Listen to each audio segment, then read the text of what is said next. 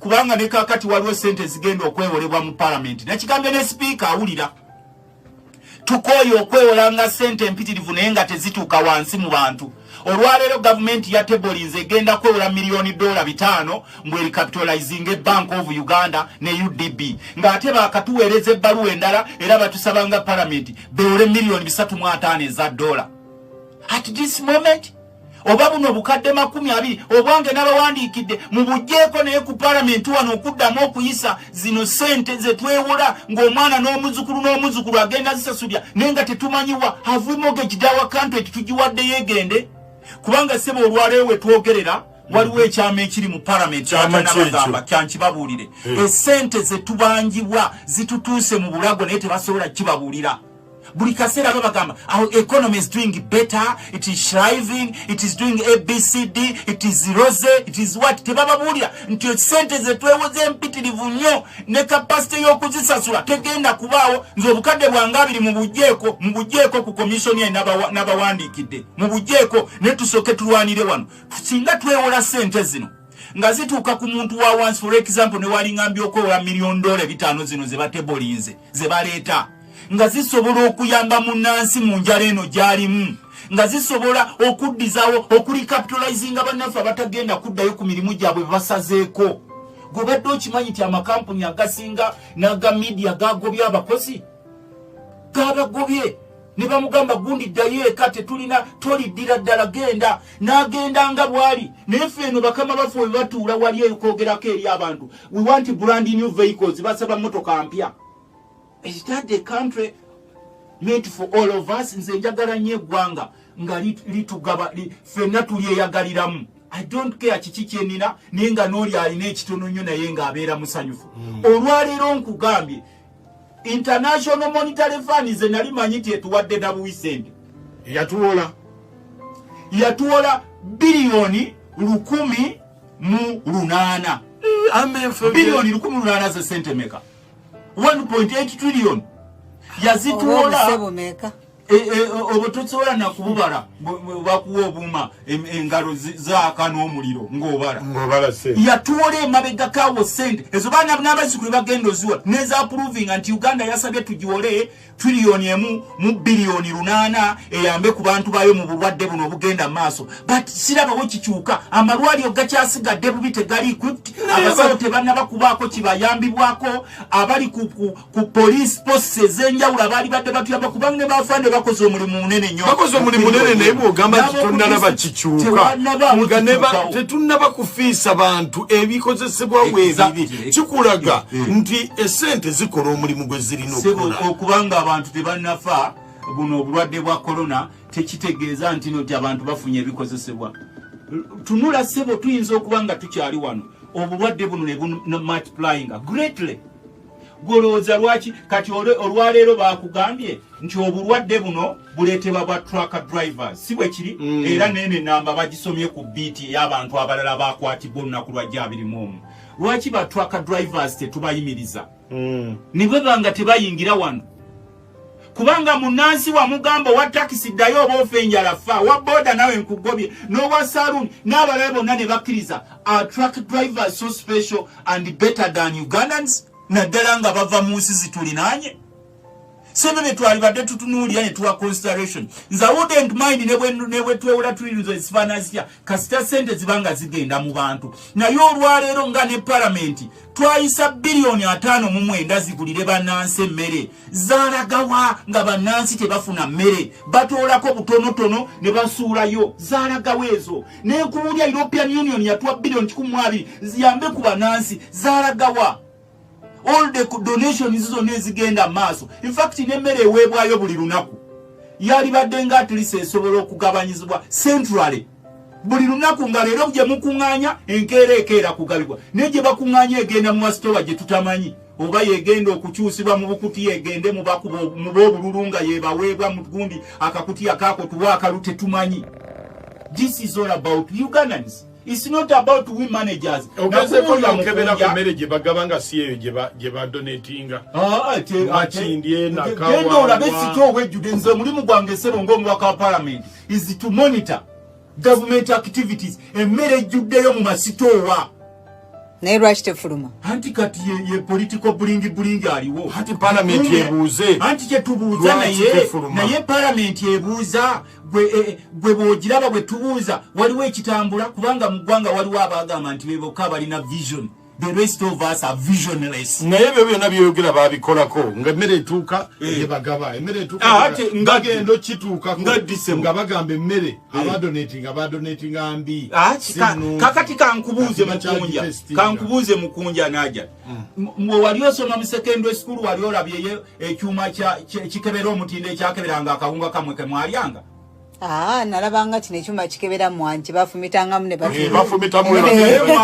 kati bano kye bakola bakuzanyira ku bwongo baleeta science mbusimanyi akawunga bakyakebera mutindo ng'obudde bwe bugenda nze nkubuuza njagala ombuulire poliisi barakisi zonna ziri balinga lulinga bakyazigabira akawunga kati kaavaawo naye njagala ombuulire nti bateekangawo akebera omutindo gw'akawunga. Bino byakuzanyira abantu omuntu afa enjala ng'omugamba ebyo mbu tulinda kukebera mutindo gw'akawunga.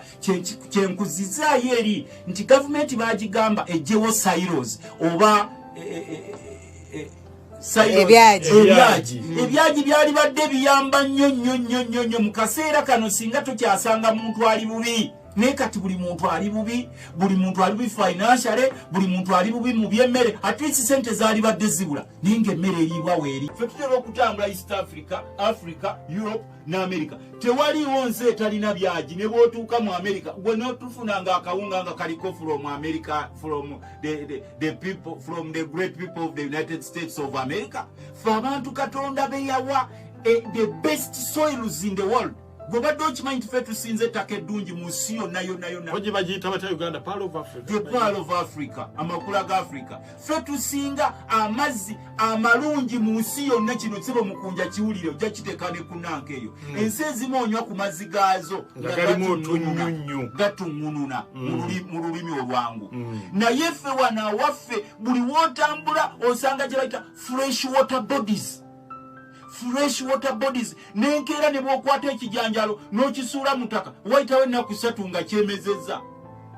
Naye ne tutandika okusaba n'obusiisisi nga Dubai obutalina ne bwe bulimira n'osanga essajja ekkulu ery'ebirevu nga livudde e Uganda mbu tuzze kutusaba mutuweeyo ku buyambi bw'emmere. Are we living in a curse oba ffe abantu ffe tutamanyi gye tulaga? Tulinga abali mu kutiya. Third world ezisinga ng'ensi tuyimiriddewo. It's not about third world, it's about investments. Ebya third world abantu babivaako. Ensi gye bayita Japan baagikuba awabi mu World War. Ne bakuba omulanga wowe Japan eweddewo. Kati baagikuba bomu eya Hiroshima ne Nagasaki. Nagasaki ne Hiroshima ne babakuba bomu eyo nevaako nga n'omwana gw'ozadde naye alina okufuna obulemu. Ne bagamba nti baseruganda Amerika etukubya awabi naye si yenkomereddeya. Ne bakuba buli kakolero konna akaali e Japan ne bakayiwa ku ttaka. Abasajja Abajapani abaasigalawo ne baddayo ne batuula ku mmeeza ne baga Seruganda tulisabiriza paka ddi. Mbu simanyi bajeti y'e Japan erinda Amerika egiweeyo keegiwa. Nti simanyi ne buno sebo obugenda ku mumwa nabwo twasabye China etuyambe. Buno bwe tuteeka ku mwa simanyi face mask. Nabo tusaba China etuyambe. Ne China ndooze n'esooka kulaba buli mu virus bw'esuula eyo ne gamba abo baffe tetubeetaaga. Ne tutandika Japan neeyimirirawo abakulembeze abayo ne bagamba nti okuva n'olwaliro tetugenda kugoba ebiboozibozi by'ebyobufuzi bye musiibamu buli omu akole. Era ne bagwa Japan ojolaba yemu kusinga tekinologiya. Naye yagamba nti ebyokulwana tubiziza bbali. Oli ne bwatusosonkereza ne bwakola kitujja mugamba tukimanyi nti oli w'amaanyi ne katutandike investments. Wenjogerero olwaleero Japan yemu ku nsi essatu ezisinga obugagga mu nsi yonna. Era wano mu Kampala buli mmotoka 199 ziva Japan. Ekyo badde okimanyi? Naye nga kasi katono nnyo tekenkana even half of Uganda bw'okatuukamu wali eri. Olwaleero tetusomesebwa abantu abasinga kyakwekubagiza buli muntu gw'otuukako yeekubagiza kenkulabyeko si kyafudde mubaka wange kenkulabyeko n'essajja ekkulu erisobola okukwata enkumbi ne lirima nalyo lyekubagiza.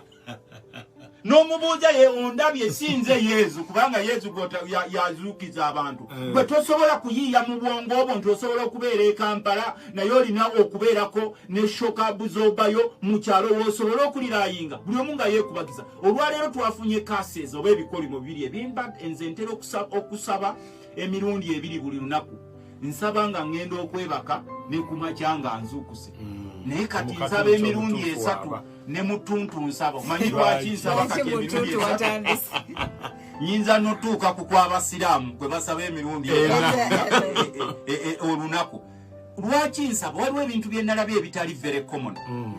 Olwaleero bw'olaba enzige ezatulumba n'olaba n'obulwadde buno obulookinze buli kimu obulookinze omugagga n'obwavu bulookinze yasoma n'ataasoma bulookinze omulimi n'omusuubuzi bulookinze ow'olugezigezi n'omuntu mulamu bulookinze munnaddiini n'atalina ddiini n'olaba obulwadde obwo n'otunuulira n'ennyanja amataba. Olwaleero ennyanja teboogangako nga bwe yali ebooze tekibeerangawo mu history wa Uganda bakugamba buli wootuuka wonna ennyanja ebooze n'otunuulira n'obusaanyi obuli emmere yaffe kati omanya waliwo ekirangibwa mirundi 3 mitono tandika ena waliwo ekirangibwa buli muntu gw'otuukako akuba mulanga ne gw'osanga omugagga kati abagagga tubadde nga tusaba pulezidenti nti abantu baffe nga bali mu lockdown nga tebannaba kufanjala nga gavumenti tukoze eki kuba nange nga palamenti ndi gavumenti tukoze eki